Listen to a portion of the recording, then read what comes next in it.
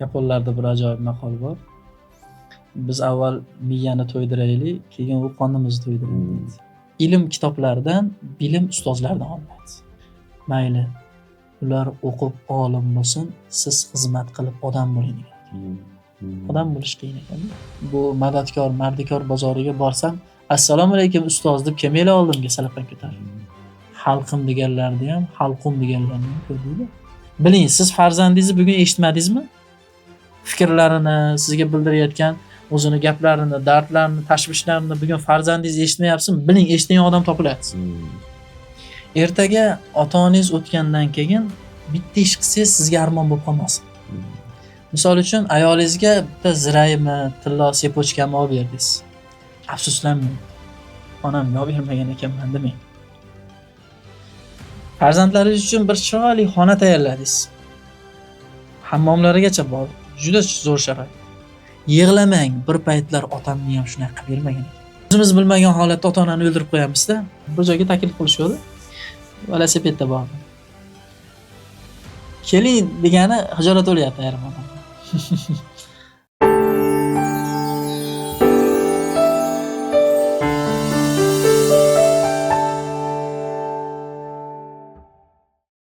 Assalomu alaykum, bizani kuzatayotgan hammaga. Bugungi mehmonimiz shu ko'pchilik ijtimoiy tarmoqlarda taniydi. O'zlarini ko'rmagan bo'lsalar ham yoki ismlarini eshitib tanimasalar ham, u kishining ovozlarini juda ko'pchilik eshitgan. Bugungi mehmonimiz Marg'ilondan Abdulboriy akamiz. Assalomu alaykum aka, yaxshimisiz? Alaykum. Taklifimizni rad qilmasdan shunchalik vaqt ajratib kelganingizga, siz bilan suhbatdosh bo'lib, shu bitta stolda o'tirganimizdan xursandmiz aka. Rahmat. Yaratgan o'z siylasin. Takliflarni eshitib juda xursand bo'ldim. Qiladigan suhbatlarimiz o'zi manfaatli qilsin. Xalqimiz, millatimizga shu ozgina bo'lsa ham xizmat qilishlikka imkon beribdi. Shunga shukr qilamiz. Rahmat aka. Bugungi o'zi bu podkastimizni, bu loyihamizni maqsadi, bu proyektimizning maqsadi shu yosh avlodni, shu jamiyatimizdagi yoshmi, o'sha o'zimiz tengdoshlarmi sog'lom turmush tarziga targ'ib qilish desak ham bo'ladi. Ya'ni o'sha kitob o'qishlikka, sport bilan shug'ullanishlikka, ya'ni ham tanani, ham miyani rivojlantirishga qaratilgan desak ham bo'ladi. O'shanga sizni bu mavzuda o'sha kitobxonligingiz, yetarli darajada kitob bilan munosabatingiz yaxshiligi ko'rib, o'zim ijtimoiy tarmoqlarda kuzatib boraman. O'shanga shu maslahat tavsiyalaringiz bilan bo'lishingiz xursand bo'lardik, manfaatli bo'lardi degan umidda, Xudo xolisa boshlaymiz. Rahmat. Yaponlarda bir ajoyib maqol bor. Biz avval miyani to'ydiraylik, keyin u qonimizni to'ydiradi deydi. Ya'ni kitob hech qachon o'quvchini aldashga harakat ham qilmaydi va bunga urinmaydi ham. Va kitob beradigan maslahatlar doimo beminnat bo'ladi. Sizdan hech narsa talab qilmaydi. Ya'ni biz bugun oliygohlardadir, boshqa joylardadir. O'nni kelsa hujjat uchun o'qishga qiziqadiganlar ham bo'ladi. Bu hayotda hech narsaga erishmagan, juda bo'lsa mahallasida, tumanida, shahrida tanilgan bir narsani qoyillatib qo'ymagan odamlarni o'qib kim bo'larding? Shuncha o'qiganlar kim bo'ldi? O'qiganing bilan ish bo'lmasa degan malomat gapi ta'sir qiladi. Kitob insonga doimo do'st hisoblanadi. Sirdosh hisoblanadi. Kitob insonni ham ma'naviy, ham ruhan yuksalishiga xizmat qiladi. Albatta, ilmlar bizga ikki xil yo'l bilan kelgan. Ustozlarimiz aytishadi. Ya'ni satrlardagi ilm, kitoblardagi va qalblardagi ilm. Satrlardagi ilmlarda, kitoblardan, o'sha bizdan avvalgilarda bizga yozib qoldirib ketgan ma'lumotlarni o'rganamiz. Qalblardagi ilmni ustozlardan o'rganamiz. Ilm kitoblardan, bilim ustozlardan olinadi. Misol uchun bir kitobda bir ma'lumotni o'qidingiz, tushunmayapsiz. Nima uchun aynan shu ma'lumot bu yerga yozilgan ekan siz? Shu kitobni sizdan avval yozgan odam yoki o'qigan odam ustozga borib shu joyini tushunmadim desangiz, tushuntirib beradi siz aqlingizga mos qilib. Keyin bilib oldim deysiz. Demak, ilm kitoblardan, bilim ustozlardan olinadi. Lekin kitobni o'zi bilan doim maqsad hosil bo'lmaydi, ayniqsa talaba bo'lib yurgan odamlarga. Ya'ni ilm talab qilib yurgan odamlar. Marg'ilonda Abdusamad Oxundada degan zot o'tganlar. o'z zamonasini buyuk olimlaridan hisoblanadi u kishi. Marlon allomalar ruknosidagi 2-kitob bu kishini hayotlariga atab yozilgan. Abdusamad Oxun dadani Ibrohim Xalifa, Xol Muhammad Xordada singari buyuk ustozlari bo'lgan. Alloh rahmat qilsin ularga.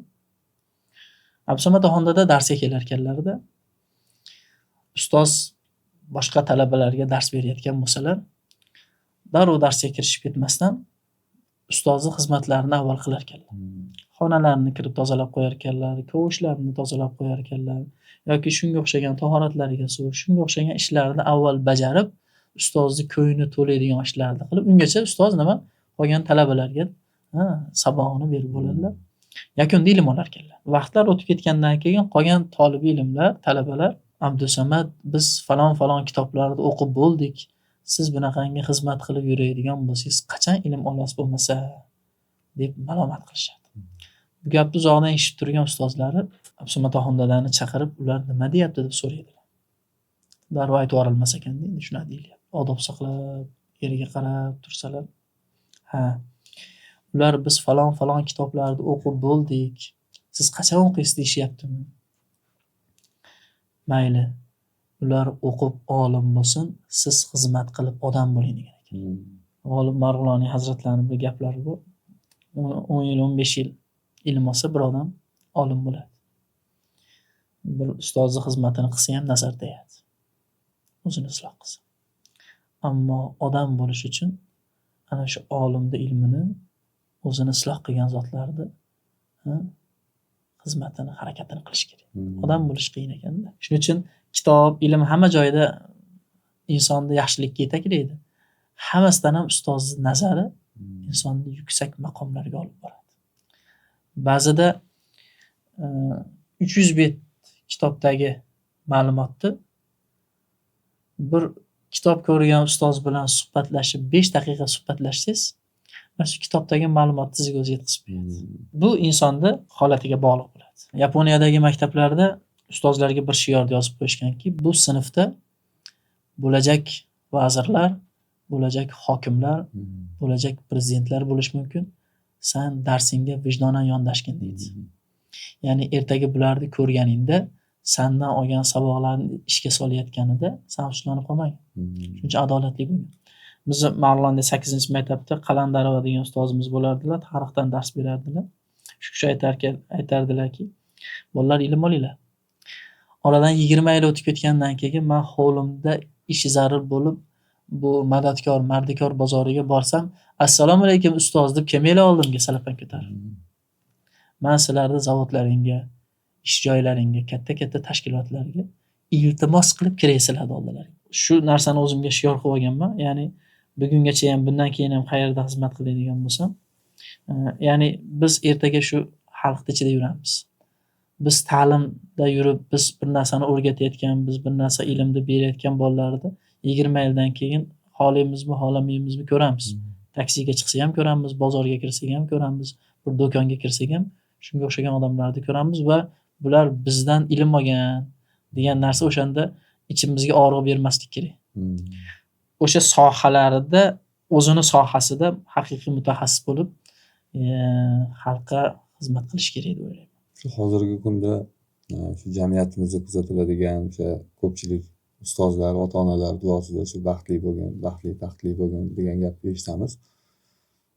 Baxtni hamma o'zini o'lchovi bilan o'lchaydi. Baxtni hamma o'zini taqsimi bilan taqsimlaydi. Lekin sizni ko'zingiz bilan qaraganda, sizning nazaringizda baxt nima? Baxt avvalambor musulmon ota-onani farzandi bo'lib tug'ilganim baxt. Va musulmonlar yashaydigan tinch yurtda tug'ilganim baxt. Baxt so'ziga juda ko'p narsa kirib ketadi. Misol uchun, tinchlik desak bugun ayrim odamlar erish tuyuladi.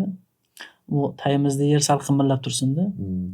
Oldingizda eng yaxshi ko'rgan taomingizni bir katta doshqozonga qo'yib qo'ysa ham birov yeyolmaydi.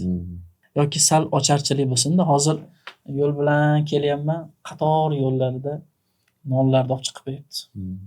300 ta, 400 ta nonlar. Nari tomonda o'tsangiz, un do'konlarida 500-600 qop unlarni sotuvga qo'yib qo'yibdi. 17-yil ocharchiliklarda tarixni bilgan odamlar bo'lsa, ovqat topilmasdan hayvonni kunjarasini yeb ishib ketavergan odamlar. Uzoqqa ketmaylik, yaqin oldingi misol 25 yil, 30 yil oldingi tariximizga qarasak, un yetishmovchilik bo'lib, qancha qiyinchiliklar bo'lib qoldi. Hozir sal ocharchilik bo'lsin. Ochig'ini aytsak, karantinda bizni asli yuzimiz ba'zida ko'rinib qoldi. Ko'p odamlarda asl yuzi ko'rinib qoldi. Hamma sohani desak ham bo'ladi. Ya'ni g'amlab bo'lsam bo'ldi, bekitib olsam bo'ldi, narxni oshirib olsam bo'ldi degan odamlarni ham ko'rdik. Shu xalqim foydalansin, xalqimga bo'lsin deydigan odamlarni ham ko'rdik. Xalqim deganlarni ham, xalqum deganlarni ham ko'rdik-da. O'shaning uchun baxt nima desa, baxt bir yurtda tinch, omon bo'lib yashab, ilm hosil qilib, ota-onani xizmatini qilishlik men uchun haqiqiy baxt. Baxt so'zi ancha so'zlarni o'z ichiga oladi, lekin o'sha 2002-2004-yillarda un yetishmovchilik bo'lib, shu nonga qiyinchilik bo'lib qolgan. Biz o'zimiz o'qishardik do'konimizda, ikkitadan nonga navbatga turganmiz. Hozir qarang, bu tomonga o'tsiz ham 300 ta non, bu tomonga o'tsiz ham 400 ta non. Ne'matni qadri ne'mat ketganda bilinadi. Nonga muhtoj bo'lib turgan joylar qancha, urushni ichida qolib ketganlar qancha. Bir marta otamni ko'rarmikanman deganlar qancha, bir marta onamni ko'rarmikanman deganlar qancha. Bir marta xotirjamlik bo'lsa, ota-onam bilan bir dasturxonda jamlansam deganlar qancha. Bugun ayrim narsalar serob bo'lishi bu to'qliqqa sho'xlik qilishni keltirib chiqarmaydi. Bu kunga, bu tinchlikka, bu salomatchilikga, bu mana yaqinda mana xotira bayrami o'tdi. Nima uchun xotira bayrami deymiz? O'sha oldingi qiyinchilikda, hayotini qiyinchilikda o'tgan odamlarni bir xotiralash. Bugungi bu xotirjamlikka, bu xotirjam kiyimimizni kiyib turganimizga bir vaqtlar necha ming odamlar zor bo'lgan. Bitta imkoniyat bersa xotirjam yashardim degan odamlar bo'lgan. Ozgina pul topib qo'ygani sabab necha ming masofa yerlarda surgun bo'lib ketganlar qancha. Bir kunda o'zida o'sha 4,5 ming odamni Sovet bosqini vaqtida olib chiqib otib tashladi. Demoqchi bo'lganim, baxt, hozir gapirib turganimiz baxt. Tepamizdan hozir tosh yog'ib tursa, buni o'tira olmasdik. Hozir bir joyingiz og'riq berayotgan bo'lsa, bu yerda o'tirish hech kimga ko'ngliga tatilmaydi. Ya'ni har bir holatiga inson shukr qilib yashash kerak-da. Ne'matni ketganda o'sha ne'matni qadri bilinar ekan. Tinchlik ketsa, tinchlik bilinar ekan, Xudo saqlasin. Ya'ni jismingizdagi salomatlik ketsa bilinadi-da. Hozir ko'zingiz ko'rib turibdi, sal ko'zingizda zaiflik bo'lgan bo'lsa, doktorga qatnab qolganingizdan keyin aytasiz, ko'zim ko'rib turgani baxt ekan deysiz. Ya'ni biz ba'zi bir ne'matlarga noshukrlik qilib qo'yamiz. Xudo saqlasin. Sizni shu ijtimoiy tarmoqlarda kuzatganimda shuni guvohi bo'ldimki, kitob bilan aloqangiz juda ham yaxshi. Bunga qanaqadir o'zini yo'l uslublari bormi bu darajaga erishishlik uchun, yoki kitobga muhabbat oiladan shakllanganmi? Shu haqida ozgina ma'lumot bersangiz. Insonni farzandi kamolotida ota-onaning xizmati katta bo'ladi. Bizni katta buvimiz o'zlari nihoyatda ziyoli ayol bo'lganliklari uchun biz buvimiz tarbiyalarini olib katta bo'lganmiz. Shu buvim bizga doim bir narsalar o'qib berardilar. Bu narsalarni yetkazishga harakat qilardilar. Ya'ni she'riy o'sha Hazrati Mashrabni, Huvaydo, Jomi, Rumi hammalarni so'zlarini biz yoshligimizda eshitib katta bo'lganmiz. O'ynab o'tirib turib she'r qilib yodlatib qo'yardilar. Ya'ni she'r qilib yodqizib qo'yardilar. Ya'ni o'sha xotira qabul qiladigan vaqtlar bo'ladi. Ya'ni yoshlikdagi vaqtlar bo'ladi. Farzandi 12 yoshgacha bo'lgan davri ota-onaning xizmatchisi bo'ladi. Nimani bersangiz o'shani yeydi, nimani kiyintirsangiz o'shani kiyadi. Hech sizga injiqlik qila olmaydi. 12 yoshdan 14 yoshgacha ota-onaning maslahatchisi bo'ladi farzand. Do'stini ko'chada bir narsani ko'rib kelsa aytadi, dadam bunday qilsak bo'lar ekan, bunday narsani ko'rdim deb maslahat berishni boshlaydi. 14 yoshdan umrda oxirigacha yo ota-onaning do'sti bo'ladi yo dushmani bo'ladi. Nimaga desa, demak nazorat qiladigan, e'tibor qiladigan davr aynan 14 yoshgacha hisoblanadi. U yoqdan o'smirlik davri boshlanib ketib, keyin ancha qiyinchiliklar tug'ilib qoladi. Shuning uchun biz bugun ishimiz ko'p deymiz, ota-onalar vaqtim yo'q. Ayrimlar kelib jahl qiladi, sanlarni boqamanmi, sanlarga kiyim olib beramanmi, sanlarda ham qaraymanmi? Yo ayrim odamlar qimmat o'quv markazlariga farzandlarini berib, bolam zo'r bo'lib ketadi shu yerda deb o'ylaydi. Lekin farzandni zo'r bo'lib ketishi, yaxshi bo'lib ketishi markazda qoladi xolos, oilada qolmaydi. Ota-onadan qo'rqqanidan dars qiladi, ota-onadan hayiqqani uchun vazifani qiladi.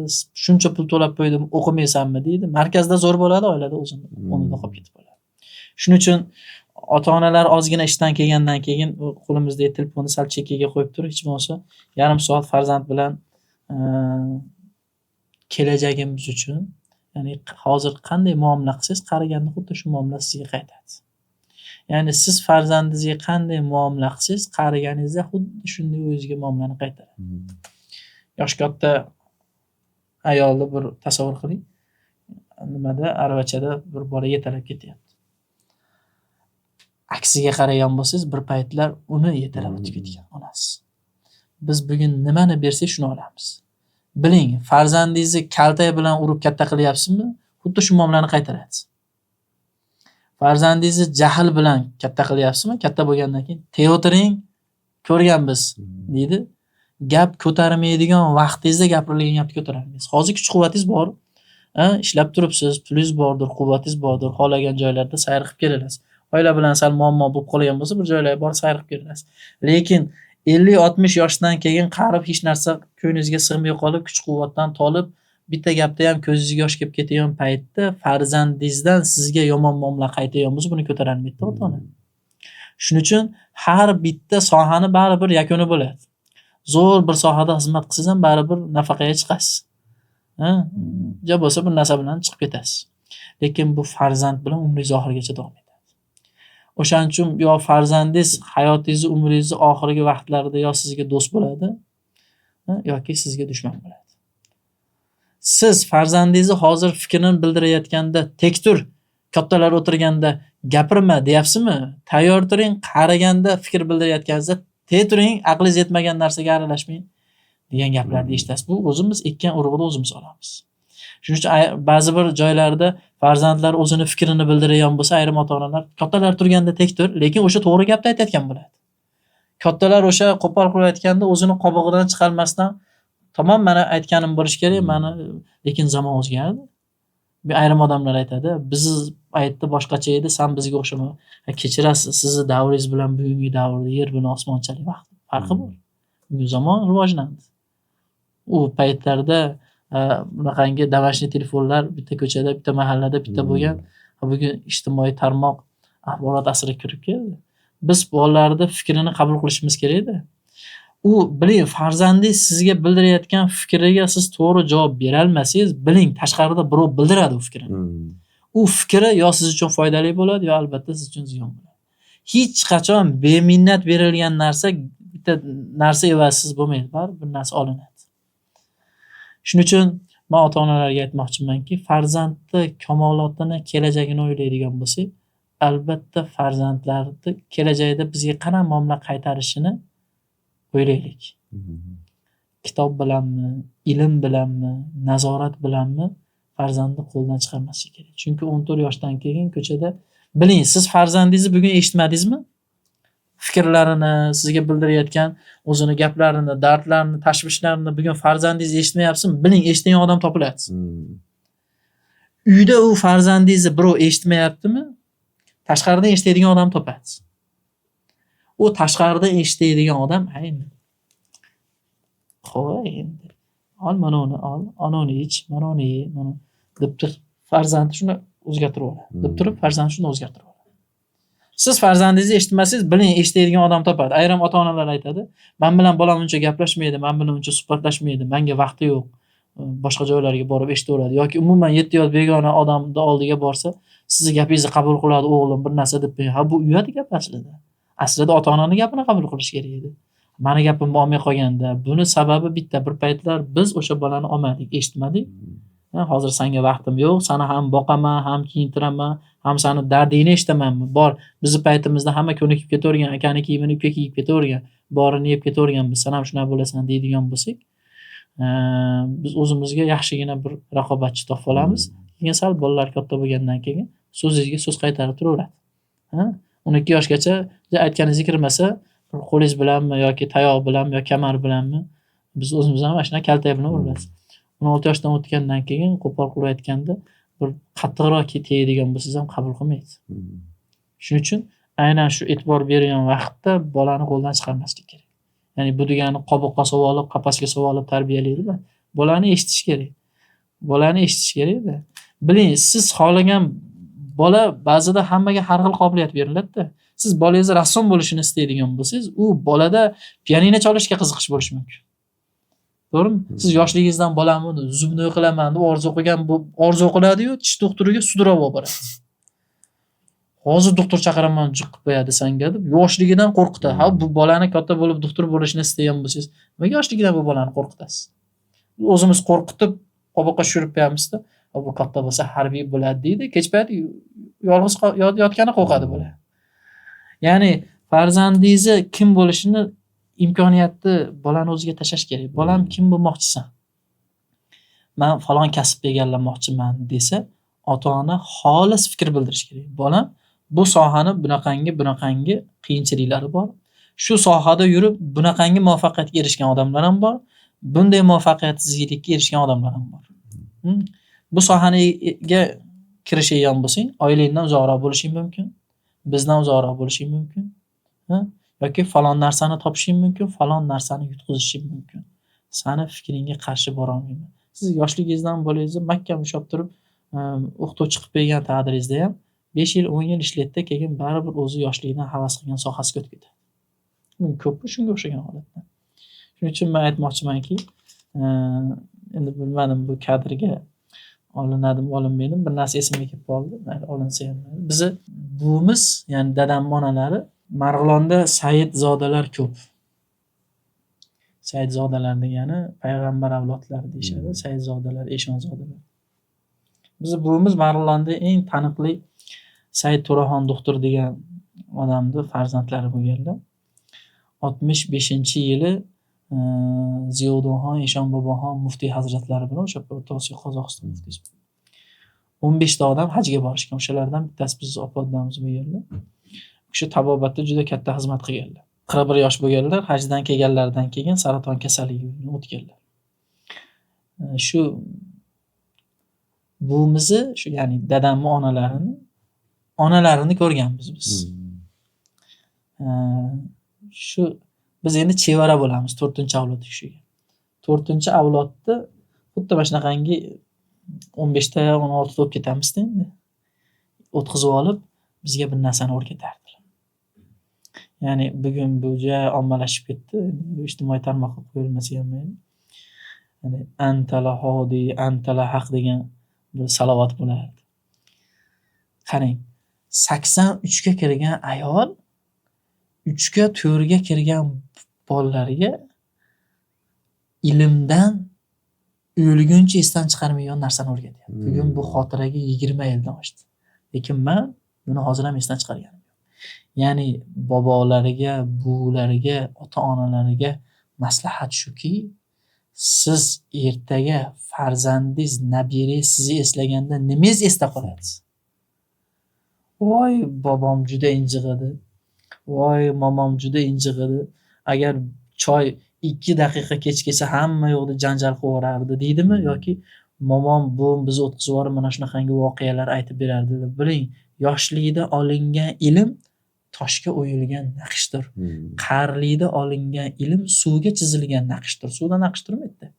Shuning uchun bizdan keyingilarda bizni qanday eslab qolishlarini istasak shunga harakat qilish kerak. Bo'ldi, endi kelin bilan olish holatini yig'ishtirish kerak.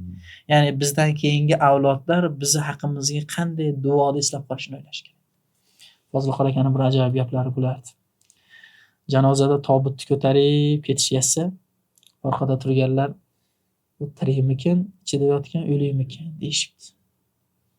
Yonida turgan aqli bormi, tobutni ichida o'likni olib ketadi, tirikni olib ketarmi desa. Buni aytmayapman debdi. Nimani aytyapsiz? Orqasidan eslaydigan yaxshi amallar qolganmikin? Orqasidan yaxshilik yetib boradigan ishlarni qilib ketganmikin? Agar shunaqangi xizmatlarni qilgan bo'lsa, tirik bo'ladi. O'zidan yaxshilik bilan eslanadigan ishlari qolmagan bo'lsa, o'lik bo'ladi. Qanday gaplar? Bugun biz tirikmizmi, o'likmizmi bilib olamiz. Rahmat.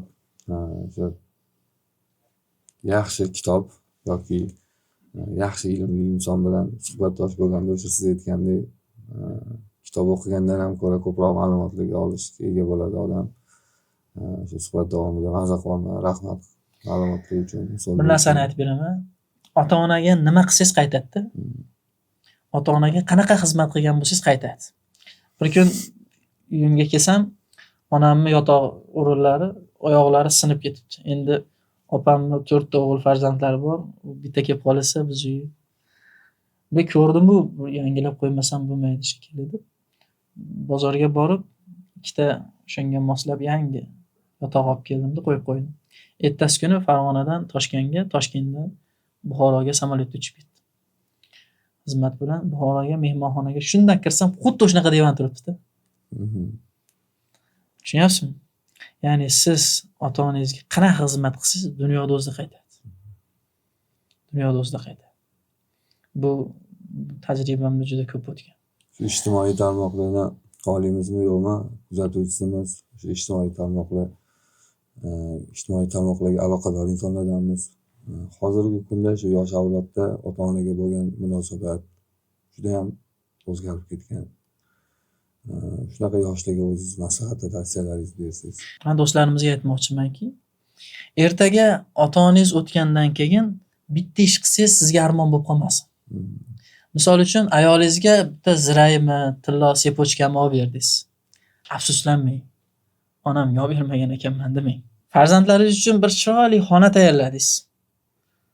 Hammomlarigacha bor. Juda zo'r sharoit. Yig'lamang, bir paytlar otamga ham shunaqa qilib bermagan ekan. Mashinamni sotsam qilib bersam bo'lar ekan. Dunyoda bir chekkalariga borib, sayr qilib, aynalib, rohat qilganingizni oilangiz bilan. Siz onam mahallamizdan chiqmay o'tib ketgan ekan demang.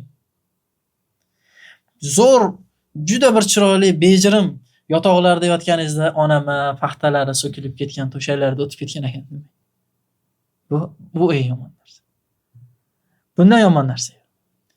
Biz imkon izlaymiz, pulim bo'lsa qilamizda, mablag' bo'lsa qilamizda deb, shuna mablag' istayotganlarda oddiy qo'liga qarasa, qo'lidagi telefonini sotgan bo'lsangiz, ota-onasini 3 kunlik bir yayrab o'tirishiga yetadi. Men demoqchimanki, biz ota-onamizdan keyin armon bo'lmaydigan ishlardi. Bizga armon bo'lib qolmasin. Farzandimizga bir shirinlik olib berganimizda, ayolingizga bitta shirinlik olib kelsangiz, undan oldin onangiz yegan bo'lsa o'sha shirinlikni. Ya'ni siz nima xizmat qiladigan bo'lsangiz, biling ertaga farzandingizdan qaytadi. Qaytmasa ham ertaga biz erkak kishimizda, biz hozir uyga borgan bo'lsak, birinchi onam qayerda deymiz. Onamizni izlab qolamiz. Biling, farzandlar ham onasini izlab qoladi, biz yetim qolib ketib qolamiz. Shuning uchun demoqchi bo'lganim, siz nima ish qilsangiz ham, qaysi ishlarni qilmoqchi bo'lsangiz ham, qaysi biznesni qilasizmi, boshqa ishlarni qilmoqchi bo'lasizmi, shu bugungi kuningizdan. Misol uchun men universitetdan bo'sh vaqtimda ko'chaga ishlagani ham chiqaman-da, 200 ming, 150 ming ish bo'lsa, talaba odam iloji ishlayverasiz. Men falonchiman deya olmaysiz-ku. Shu 150 minglik ota-onangizni xursand qila olasizmi? Shu baxtsizga. Biz aytmayapmiz, o samolyotga olib chiqib yer yuzini aylantirib keling demayapmiz. Bugungi imkoniyatingizdan foydalaning va ertaga achinmang. Shu imkoniyatlar qo'limda borligida qilmagan ekanman. So'mka puli bor odamlar bor. O'zini puli yo'q o'xshab ko'rsatadi ota-onasiga. Bir ozim telefoni bilan ancha ishlar hal bo'lib ketadi. Butun onasiga kelib dardi hasratini aytadi. Ish yurmayapti, hayot o'xshamayapti. Boshqa haligi bir she'r bor-ku, farzandlar o'zi bilmagan holatda ota-onani dunyodan o'tkazib yuborar ekanda. O'lib qoldilar deydi. Soppa-sog'dilar. Farzand o'zi bilmagan holatda o'zini ota-onasini o'ldirib qo'yar ekan. Ya'ni dardi hasratlari bilan, muammolari bilan, yoshligidagi shuncha ko'rsatgan qiliqlari qolmay, katta bo'lgandan keyin ham ha desa, ayoliga kirib ayta olmaydi dardi hasratlarni. Nimaga ertaga yaxshi gapirmay qo'yadi-da. Ayrim ayollar topib kelishingizga qaraydi-yu. Onasiga aytaveradi, otasiga aytaveradi. O'sha onam o'ldi, ko'zimiz yosh, go'yo ko'kdan ketdi quyosh. G'amimizga qilib talosh, onamizni biz o'ldirdik. Hoy uyida g'ami ko'p singil, hoy uyida kami ko'p o'g'il, yechildimi endi chigil, onamizni biz o'ldirdik. Yashardilar cho'kib, suyaklarin chokib so'kib, Azroilga berdik tutib, onamizni biz o'ldirdik. Ona o'ldi. Kam tugadi? Tugadimi kam? O'zimiz bilmagan holatda ota-onani o'ldirib qo'yamiz-da. Keyin oq faryod qilamiz, boshqa qilamiz. Tirikligida ayting shirin gaplaringizni qabriga bor yozib qo'ymasdan. Tirikligida ayting yaxshi ko'rishingiz. Tirikligida ko'yniga qarang. O'tgandan keyin nima kerak bor? Tirikligida 1 kilo go'sht olib kelib pishirib bermaydi. 1 kilo go'sht qo'yib beradi, shu 3 kunga yetish kerak, 1 haftaga yetish kerak, juda qiyin bo'lib. O'rtoqlariga choyxonalarda oshlarni qilib beradi. Oilaga kelganda hamma yo'q qisindichilik. Ona o'lgandan keyin bitta qo'yni so'yib ehson qiladi. Onasiga aytmagan gaplarni qabriga bor yozib qo'yadi. Internetlarda rasmini qo'yib gapiradi. Onam unday edi, baraka topgur. Hech qaysi odam agar tirikligida boricha qadrlaganda o'tgandan keyin amarmon qilmaydi. Tirikmi? Nafas olib turibdim. Yaxshimisan? Tuzukmisan? deb turibdimi? Bo'ldi o'shani o'zi yetadi. Ko'chadagi hamma muammolarni ishiga tashab kelish kerak. Erkak kishimiz muammo bo'ladi. Hayot faqat baxtdan iborat bo'lmaydi. Ba'zida madikorchilik qilamiz, ba'zida amaldor bo'lamiz, ba'zida boshqa bo'lamiz. Erkak kishimiz qo'limiz yurib turibdimi? Harakat qilib turibmizmi? Ikkita oyog'imiz bo'lmasa ham aravachada ishlab turibmizmi? Qanday bo'lsa ham shu bizni dunyoga kelishimizga sabab bo'lgan zotlarni bugun xursandchiligiga sabab bo'lib qolaylik. Qolgan hamma yo'l topsa bo'ladi. Muvaffaqiyat bitta. Ota-onani sizni qarshingizda qilgan duosida. Muvaffaqiyat bitta. Ota-onani sizga qilgan nazarida. Muvaffaqiyat bitta. Ota-onani sizga qilgan duosida. Uzoqdan emas, o'zimizni o'sha olamdan o'tgan shayx hazratlaridan misol qilib keltiramiz. Nechta kitoblar qoldirib ketdilar bizga. Qanchadan qancha shu mediada o'zlarining ilmlari bilan bo'lishdilar insonlar bilan. Shu olim insonlarni vaqt bilan kelishuvi bo'ladimi yoki ularni vaqtiga ham Alloh baraka berib qo'yadimi? Olim insonlarga Alloh taolo o'zi baraka beradi. Mana aytib o'tdik, fazilatli shayximizni bugungi kunda mana 200 dan oshiq kitoblar chiqdi.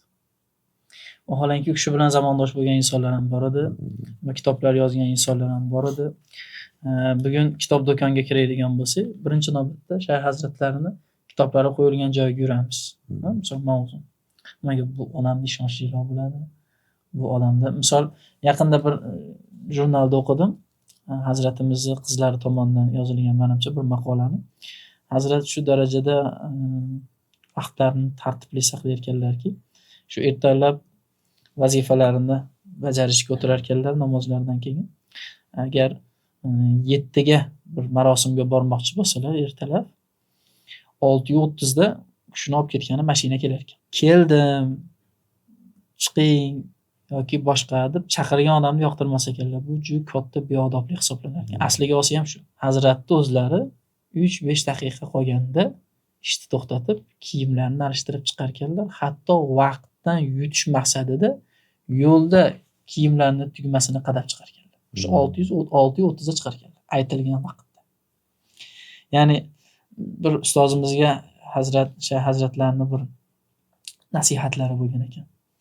Ya'ni Shayx hazratlari o'zi bir kunda o'zlarining vazifalarini bajarmasdan uxlamas ekanlar va agar bu ishlar bir sabab bilan qolib ketayotgan bo'lsa, o'sha ishni davom ettirib qo'yar ekanlar. Ya'ni olim insonlarni vaqtiga yaratganda o'zi baraka beradi. Shayx hazratlarini bugungi kunda ko'rmagan odamlar suhbatlarini birinchi marta eshitayotgan bo'lsa ham aytganimizdek, xuddi otasi yo bobosi nasihat qilayotgandek. Sof, badiiy adabiy tilda, shevalarda bas. Shoshilmasdan dona qilib haqiqiy islomni yetkazish qoidasiga muvofiq qiladi.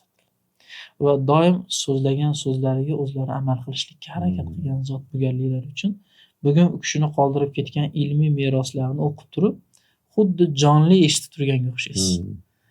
Va u so'zlarni eshitib turib amal qilmaslikka uyalib qoladi ayrim odam. Xuddi amal qilmasa bir jazolayman deb turgan odamga o'xshaydi. Shuning uchun olim insonlarni vaqtiga yaratganda o'zi baraka beradi. Uning uchun ular yaratganda buyrug'ini birinchi navbatga qo'yishadi. Misol uchun ertalab uyg'onamiz, bir narsa yeymiz deymiz. Nonushta bormi, nonushta qilishimiz. Rizqni g'amida uyg'onamiz, rizq beruvchini g'amida uyg'onmaymiz.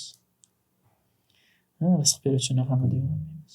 Do'konga kirib kiyim olamiz, to'yga chiroyli kiyinib yurish kerak, boshqa deb olamiz. Ibodat uchun olmaymiz. Niyatimiz ba'zida to'g'ri kelmay qoladi. Birovga bir narsa bermoqchi bo'lsak ham xolislik kamayib ketadi. Birovga bir narsa bersa, ertaga falon ishim bitib qolar degan maqsadda beradigan holatlar ham bo'ladi. Bu o'sha Hazratni yaratganda o'zi bu zotga nazar qilgani, mana oradan necha yillar o'tadi. Bu kishi bilan zamondosh bo'lgan odamlar boshqa mana 60 yildan oshiqroq umr ko'rgan bo'lsalar, hozir bir hisoblaydigan bo'lsak ham Hilol nashrida yana Shayx Hazratlarning hali bosib chiqarilmagan kitoblari hali talaygina ekan. Bu nima desa, bu o'sha yaratganda o'zi vaqtga baraka bergan. Hali yaxshi gap aytdingiz. Qo'yliqota degan ziyoratgohimiz bor. Qo'yliqotani ayollari adashmasam Ambarotun degan ayol bo'lganlar. Shu darajada parhezgor, taqvodor ayol bo'lgan ekanlarki, xo'jayinlariga tayyorlaydigan taomlarini o'tinini ham yuvib keyin tayyorlar ekan. Oldin o'choqda qilingan ovqatlar. O'tinni ham bir yuvar ekanlar. Qaramay turganimda qushlar najosat tashab ketgan bo'lsa, bu kishining taqvolariga ziyon yetmas. O'sha ulug'larimizni ham birlari ovqat tayyorlaydigan bo'lsalar, o'sha agar qo'ldagi kabgir qozonga qattiq tegib ketsa, g'azab aralashdi. G'azab shaytondan, shayton ichimga kirib, mani rosa adovim beradi, ovqat yemayman derkan. Uni qilsangiz bugun och qolib ketasiz. Ya'ni u zotlarni o'zi ham bu talabga munosib hayot kechirgan. Avvalgi zotlar ayollari o'zlariga itoat qilmasa, ichkariga kirib 12 rakat namoz o'qib yoki xotirjam o'tirib aytar ekanlarki, men demak meni yaratgan zotga buyrug'iga bitta amal qilmadimki, unga nofarmonlik qildimki, menga itoat qiladiganlar menga itoat qilmayapti. Ya'ni menga itoat qiladiganlar menga itoat qilmayapti. Men o'zim Robbimga itoat qilmadim, bugun ayollarim menga itoat qilmayapti. O'zidan juda erkan. Darrov jahr aralashsa aytar ekan, demak olib kelayotgan narsamda shubha aralashib qolibdi shekilli. Chunki luqma insonni ichiga kirgandan keyin qanday yo'l bilan topib kelingan bo'lsa, xuddi shunday yo'lga ishlatiladi. Misol shubha bilan birovni haqi bilan olib kelgan bo'lsa, shunga o'xshagan ishlar. O'sha biz avvalambor kirib ayollarimizdan o'zimizning huquqlarimizni talab qilishni bilamiz erkaklar, lekin yuqoridagi o'zimizning huquqlarimiz esdan chiqib ketib qoladi. Itoat qilishing kerak, boshqa qilishing kerak, boshqa qilishing kerak deymiz, lekin islomdagi o'sha adolat mezoniga qo'yib, buni ham haqlari bor, buni ham haqlari bor, bir-birimiz tepamizdagi burchlarimiz bor. Avvalo bu amal qilmayotgan bo'lsa, men o'zim amal qilyapmanmi? Bir ajoyib bir voqea bor. Bir erkakda ayoli juda ham ko'p ozor berar ekan. Unda kelsa tayoq bilan ham urar ekan. To'yib ketib, shu orqamizdagi katta tog'ni boshida 3 ta darveshlar, obidlar yashaydi, g'ordan chiqmay. Ayrim odamlar ovqatga borib turardi, endi bo'ldi. Borib shular bilan birga yashayman deb, shu g'orga borib, ular bilan ko'rishib, endi sizlar bilan yashamoqchiman mayli. Ular ibodatini qilib, zikrini qilaverar ekan. Har kuni bir vaqtda hammalari qo'llarini duoga ochib, duo qilishar ekan. Sal o'tgandan keyin ovqat kelar ekan. Kimdir olib kelib qo'yar ekan o'sha so'ragan ovqatlarni. Bir kun yetdi, 2 kun yetdi. 3-kun sizlar nima duo qilyapsizlarki? Qana duo qilyapsizlar? Menga ham o'rgatinglar, o'sha duoni men ham qilsam desa. Mana shu pastdagi qishloqda bir odam bor. Juda ayoli ko'p zulm qiladi. Tayoq bilan ham urib qoladi. Ammo o'shani zulmiga sabr qiladi. Biz o'shani o'rtaga qo'yib duo qilamiz, yaratgan rizq beradi. Haligi hamma narsasini tashab, men o'zi haqiqiy duoyim pastda ekan. O'shani o'zini so'rab duo qilishar ekan. Tushib ayoli bilan birga yashagan ekan. Ya'ni ayrim holatlarda bizga keladigan aziyatlar ham biz uchun sinov bo'lishi mumkin. Bu sinovga shoshma-shosharlik qilib qo'ymaslik kerak. Bu bilan uraversin degan gap chiqmaydi ama. Mani dadam hech qachon meni sansiramaganlarda sizlab gapiradilar. Borganlar bilan. Mani ustozim ham sansiramaganlar, sizlab gapirganlar. Shuning uchun birorta odam agar meni sen deydigan bo'lsa yoqmaydi. Bu bilan o'zimizni yuqoriga urmoqchi emasman. Yoshligidan siz o'zingizni farzandingizni sizlab ruhiyatini ko'tarmasangiz, qo'shni hech qachon sizni bolangizni sizlamaydi. Siz bolangizni qo'shnini oldida so'kib, bu odam bo'lmaydi, bu boshqa. Siz bolangizga o'xshasa qani edi, boshqa deyorsiz, ertaga qo'shnini onasi yaxshi, siz qo'shnini onasiga o'xshamaysiz deb o'zingizga muomalani qaytarib turadi. Siz farzandingizni o'zingiz ruhlantirmasangiz, o'zingiz sizlamasangiz, o'zingiz hurmatini ko'tarmasangiz, o'zingiz bir qadr qiymatini oshirmasangiz, hech kim bolangizni hurmat qilmaydi. Bolangizni erkalatib o'tirsangiz, qo'shni kelib bir sensirab yoki qattiq gapirib chaqirsa, sen nimaga sensiryapsan, meni bolamni tug'ib qo'yganmiding deydi ayrim ayollar. Vaholanki siz o'zingiz shunga o'sha muomalani o'rgatdingiz. Siz bolangizni ruhiyatini hayotda bir katta muvaffaqiyatlarga erishishni istasangiz, bolani yoshligidan tayyorlash kerak. Sulton Muhammad Fotih Istanbulni fath qilgan bu kishi. Shu 12 yoshlarida adashmasam, yo 9 yoki 12 yoshlarida Sulton Muhammad Fotih 9 yo 12 yoshlarida otasiga Murodxon II aytadiki, men Istanbulni fath qilaman. Murodxon II ham 2 marta harakat qilgan tarixda, lekin bu uddasidan chiqqan. Murodxon II aytadiki, albatta siz uddalashingizni bilaman o'g'lim deydi. Shu gap sizdan chiqishini kutaverdim. Sizdan boshqasi buni eplanmaydi.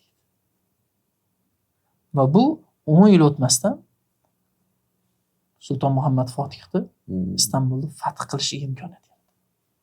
Yoshligidan bolani ruhlantirib, ota men katta bo'lsam tish doktori bo'lmoqchiman, ota men katta bo'lsam falon ish qilmoqchiman, bu ish bilan kim qonini to'ydiribdi? Yig'ishtir undan pul topadigan ishlarni qil. Mana ular anday bo'lib yuribdi, mana ular bunday bo'lib yuribdi deb bolani bizga qiziqishlarni so'ndiraversa, ertaga keyin yana biz nolishni bilamiz.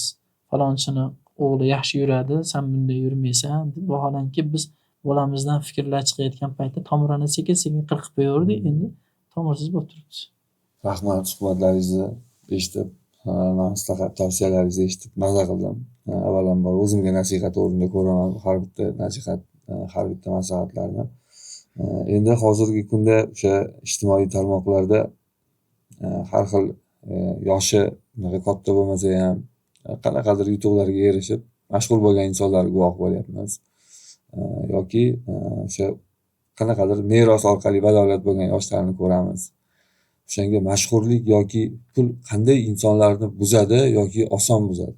Bir xalqda maqol bor-ku, ko'rmaganni ko'rgani qursin. Bu ko'rinishidan xunuk gapga o'xshaydi, lekin tagida ma'no bor. Ya'ni ko'rmagan odamga boylik kelib qolsa, pul kelib qolsa, badavlatli, mashhurlik kelib qolsa, o'zini tuta olmay qoladi.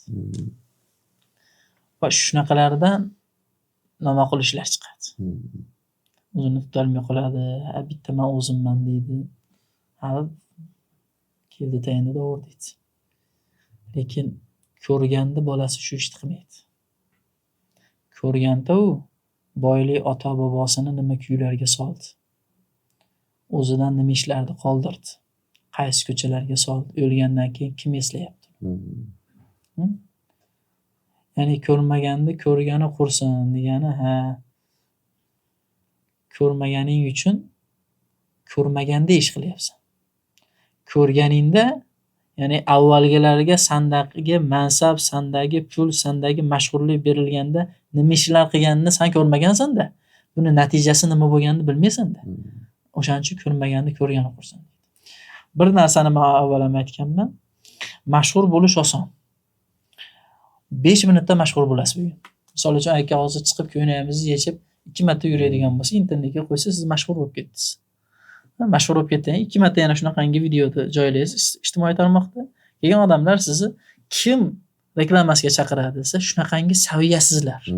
Biling, ko'ynagini yechib tashqariga chiqib o'zini ko'rsatgan odamni ertaga reklamaga chaqirayotgan odamlarni ham o'sha tijoratidagi nima deydi ruscha aytganda obro'y avtoriteti tushib ketadi. Kim boryapti etga? Saviyali odam boryaptimi yo saviyasiz odam boryapti? Nima bilan tanilgan odam boryapti? Mashhur bo'lish oson, sevimli, suyukli bo'lish qiyin. Buning uchun bu xalqning xizmatini qilish kerak, odamlarning koriga yarash kerak. Hech ham iloji yo'q. Mashhur bo'laman desangiz qiyin emas. Lekin mashhurlik bilan ish bitmaydi. Mashhur odam aziyatlarga sabr qilishligi kerak bo'lib qoladi. Mashhur odam ba'zida ilm ola olmay qoladi. Mashhur odam oilaga vaqt ajrata olmay qoladi. Mashhur odam o'rniga kelganda ota-onaning xizmatini qila olmay qoladi. Mashhur odam o'rniga kelganda bitta mehnat bo'lsa qilib keta olmaydi. Men bu ishni qilmayman. Yo'q, menga to'g'ri kelmaydi. Vaholanki tirikchilikda aybi yo'q, bir halol mehnat bo'lsa qilib ketaveraman deya olmaydi. Men mashhurman-ku. Ko'chada avtobuslarda yura olmaydi. Metrolarda yursa kamtarligi uchun yuribman deb qo'yadi. Kibrni sindirish uchun yuribman deb qo'yadi. Ya'ni mashhurlikni hamma yoqqa pesh qilaveradi. Bu olib borib insonni halok qiladi. Ilmdan qoldirib oladi, talabdan qoldirib oladi. Birorta odam agar xatosini aytgan bo'lsa, darrov yoqasiga yopishadi. Bilasanmi, men kimman boshqa. Lekin zo'rdan zo'r chiqaveradi. Bir xil narsani ko'rib odamlar hech qachon maza qilmaydi. Bu charchadim, nariga o'tkazib. Misol uchun 5 yil oldin mediada porlab chiqqan odamlarni bugun kechirasiz, bugun ayrim odam ko'rgisi kelmaydi. Misol o'zini nimasi jamoasi ko'rishi mumkin. Misol zamon kurashdan iborat. Hayot kurashlardan iborat. Hayot hech ham iloji yo'q. Hayot kurashlardan iborat. Obro'yingizni saqlash uchun, mansabingizni saqlash uchun, nomingizni saqlab qolish uchun, oilangizni saqlash uchun kurashib yashaysiz. Kimdir yo'lgacha, kimdir yo'l yakungacha. Yaxshini ham ko'rasiz, yomonni ham ko'rasiz. Kurashib, siz yig'laqa bo'lib qolib ketgan bo'lsangiz, bizga birov rahmat zo'r bo'lib qolding demaydi. Sitapor yashil yondi. Yurasizmi? Sitapor yashil yondi. Yurasizmi? Yurmaysiz. Oldingizda mashina bo'lmasa yurasiz. Oldingizda probkada turgan bo'lsa, ikkita mashina turibdi. U yurib ketgandan keyin siz yurasiz. Demak, sizni bugun muvaffaqiyatsizligingizni kutib turgan odamlar bosib o'tib ketib qoladi sizni. O'shaning uchun to'xtagan kuningiz muvaffaqiyatdan to'xtaysiz. Hayot kurashlardan iborat. Aziyatlar bo'ladi, musibatlar bo'ladi. Bir narsadan kechasiz. Bitta ne'matga erishish uchun bari bir narsangizni berasiz. Iloji yo'q. Hali sog' qolish uchun o'zini sonini, go'shini kesib, hali kitga berib keladi-yu, o'shani singari bir ishlar bo'ladi. Men aytmoqchimanki, do'stlarimizga, bugun bizni kuzatayotganlarga aytmoqchimanki, mashhurlikni o'zi bilan hech qanaqangi ish bitmaydi. Ijtimoiy tarmoqda 2 millionli auditoriyaga ega bo'lgan odam mana bu yerda o'tiribdi-yu, misol uchun odobi yo'q deylik. Unvonul bayon kitobida aytadilarki, muomala libosini kir qilgan odam muqarrab bandalarga yaqinlasha olmaydi deydi. Ya'ni u kim? Yaxshi odamlarga, muvaffaqiyatli odamlarga yaqinlasha olmaydi. Aytdi, 1 so'mga pulingiz bo'lsin, siz odobingiz bo'lmasa, sizdan boyroq odam sizni bir pul olmaydi. Qo'pol qilib aytganda. Ya'ni muomala bilan, odob bilan, muomala nimaga bu yerda libosga o'xshatilyapti? Libos tanaga nisbatan ikkilamchi narsa hisoblanadi. Lekin shu ikkilamchi narsa ko'p joylarda muvaffaqiyatga erishishga xizmat qiladi. Muomalani o'zi bilan yutib ketasiz. Ayrim odam tana qolib libosni maqtayaptimi? Bas, shu libosimizni o'zi ayrim joyga bizga gapirib yuboradi. Misol uchun, men bir joyga, men odatda velosipedda yuraman-da. Bo'sh bo'lsam, bir joyga taklif qilingan bo'lsa, velosipedda boraman. Bir joyga taklif qilishdi. Velosipedda bordim. Keling degani hijolat bo'lyapti ayrim odamlar. Hijolat bo'lyapti, velosipedimni chekkaga qo'yib, qulflab, assalomu alaykum, keling deb ko'rishdi hamma. Obro'yingiz to'kib velosipedda kelganingizni qarang. Hammani ichida sharmanda qildingiz, dedi taklif qilgan odam. Keyin velosipedim bor xolosmi? Unaqa demang. Gapirib yuraverish kerak. Mashina kelmay qoldi bosh. Nima kerak bu yolg'on gapirib? Soxta obro'y nima kerak bu? Soxta hamma soxta narsa kerak emas. Misol o'sha Mashrab bobomiz bir joyga eski kiyimlar bilan kirib kelganlarida bor chiq deb haydab yuborishdi. Salla choponlarni kiyib kelib, taqsir kelingni yuqoriga o'tkazib berishganda choponlarini olib turib nimaga dasturxonga ol senga bo'ldi bu ehtirom, ol sen ye shuni, sen ye deydilar. Ya'ni odam yurish, turish, boylik, boshqa narsa bilan o'rniga kelganda bir nima suyukli bo'lish qiyin, uni odobi bilan, uni muomalasi bilan. Shuna odamlar bor, 1 so'm puli yo'q. Hamma o'sha bilan gaplashgisi keladi. Shuna odamlar bor, birov tanimaydi. Hamma borib suhbatlashgisi keladi. Nimaga? O'sha yaratgan Alloh aziz qilish kerak. Alloh bir bandani aziz qilaman desa, sen kim bo'lgansan, qana ish qilgansan, Xudo o'zi aziz qilib beradi. O'sha Bishr Xofiy hazratlari avvalda juda mayxo'r bo'lib boshqa ishlarni qilganlarida o'sha may sotadigan odam orqalaridan izlab borgan ekan. buni yolg'onini isbot qilaman deb bir joyda suhbat qilib o'tirganlarida ta'sir avval may ichib, sharob ichib yurgan odam ham avliyo bo'lib qolishi mumkinmi yomon ishlarni qilib desa, Mishri Hofiy hazratlari aytadilarki, biz sen aytgandan ham battarroq edik. Tanballarni tanbali edik. Yaratgan bizni aziz qildi. Yaratgan bizni aziz qildi. Siz ijtimoiy tarmoqda mashhur bo'lishingiz mumkindir, boshqa joylarda mashhur bo'lish. Oddiy gap, bir odamlarning ichiga kirgan bo'lsangiz yoki qishloqda bir joyga boradigan bo'lsangiz, po'sh aravada o'tib ketadi oldingizda. Ya'ni xalqda sevimlisi bo'lish uchun unda kelsa mashhur bo'lish ham shart emas. Suhbatning yakuni Samarqandda Moybuloq degan joy bor, qishloq. Yerda Sho'rchi qishlog'i bor. Men ko'p odamlarni baraka topsin, o'sha Erkinjon Turdimov viloyat hokimi bo'lgan vaqtlarda asfalt qilib bergan ekan o'sha mahalla. U o'sha yerga borgan odam haqiqiy o'zbekchilikni ko'radi. O'zbekchilikni sof an'analari qolib ketgan. To'yga bir qirallikni tepasiga chiqib turib, hamma chiqsin derkanda, hamma chiqsin to'yga kelsin desa, mani aytding, aytmading deb o'tirmas ekan, hamma chiqaverar ekan. O'sha tepada o'sha Bahodir Naqshbandiy hazratlarini bir ziyoratgohlari qilib, bir masjidga o'xshagan bir joy qilishdi, xalqni o'zi qildi. O'sha Shahobiddin hoji degan biz qadrdonlarimiz, katta odamlar bor. Shular xalqni o'zi birdan bo'lib, ahl bo'lib o'sha yerda turishdi. Men ba'zida nima bo'lib qolsam, ancha ishlarimdan bo'shab qolsam, o'sha yerga borib o'sha qishloq aholisi bilan ancha suhbatlashkim keladi. Nimaga desa, odamiylik bor. Xotirjamlik bor. Riyo yo'q. Ayrimi sizni tanimaydi ham. Ammo siz suhbatingizni eshitib turib, keyin safar kelsangiz ham chaqiring deydi ayrimi. Misol siz suhbatingiz ma'qul bo'lib qolsa. Demak, xalqqa sevimli bo'lish uchun ozgina bu xalqning xizmatini qilgan bo'lish va o'sha xalqning koriga yarab odam sal pastroqda yurish kerak. Meni bu fikrim, bu meni shaxsiy fikrim. O'sha va yana Samarqandda agar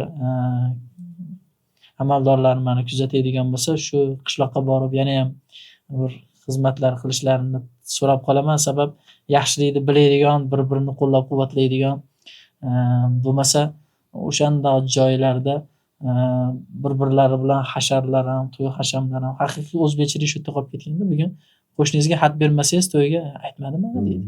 Bitta tepalikqa chiqib turib aytib berar ekan, hamma yetib kelaverar ekan. So'zni yakuni shuki, tinchi bor bir kulba yaxshi, g'alvali koshonadan burdanoning yaxshiroq. Minnati bor oshdan ko'ra. Fozilxon aka she'rlar. Baxt, omad, xotirjamlik, mashhurlik nimada desa, qalb sofligida, beg'arazligida, tinch omonlikda. Tepangizdan tosh yog'ib tursa aytgandek xotirjam bo'lasiz. Baxt birov solib bermagan uyda xotirjam o'tirib, birovni bir minnati aralashmagan narsani yeb, qattiq bo'lsa ham, suv qochib qolgan bo'lsa ham, birov ertaga qaytarasan deb bergan nonidan ko'ra o'sha qattiq non odamga xotirjamlik beradi. Yaratgan hammalarimizdan o'zi rozi bo'lsin. O'zidan keldi yana o'ziga loyiq qilsin. Bu loyihalarni yana ham xalqimizga xizmati ko'proq singib, bizdan ancha yaxshi odamlar ko'p. Shularni ham bu loyihaga jalb qilib, ularning suhbatlarini eshitib, xalqimizga yetkazib, xalqimizni ma'naviy olamini boyitadi degan tilaklarni bildiramiz. Yaratgan o'zi yor madadkor bo'lsin. Hammalarimiz o'zidan so'ragan maqsadlarimizni bersin. Xalqimiz tinch, yurtimiz tinch, xalqimiz omon bo'lsin. Bu xalqni yaxshi ko'rmay bo'ladimi o'zi? Sodda, samimiy xalqni yaxshi ko'rmay bo'ladimi o'zi? Yoqmasa ham ko'nglini ko'tarib qo'ysiz, darrov uyga kirib mehmon qildirgan xalqni sevmay bo'ladimi? Bu xalq bir paytlar butun dunyoga ustoz bo'lgan, butun dunyoga ilmdan dars bergan, ilmda ustoz bo'lgan. Bugun yurtimizda olib borilayotgan bu kitobxonlikka oid islohotlarda asosiy tomirdagi negizi shuki, bu xalqni yana avvalgi ustozlik maqomiga qaytarish. Yana bir paytlar dunyoga ustoz bo'lgan, ilmdan ustun bo'lgan, yurtni nomini eshitganda o'zi odamni ichi boshqacha bo'lib ketgan yurtni yana o'sha avvalgi maqomiga qaytarish reja qilinib, shu maqsad yo'lida hamma harakat qilyapti. Bu maqsad yo'lida biz ham xizmat qilayotganimizdan xursandmiz va bu yo'lda xizmat qilayotgan siz va sizga o'xshagan jamoangizga minnatdorchilik bildiramiz. Assalomu alaykum.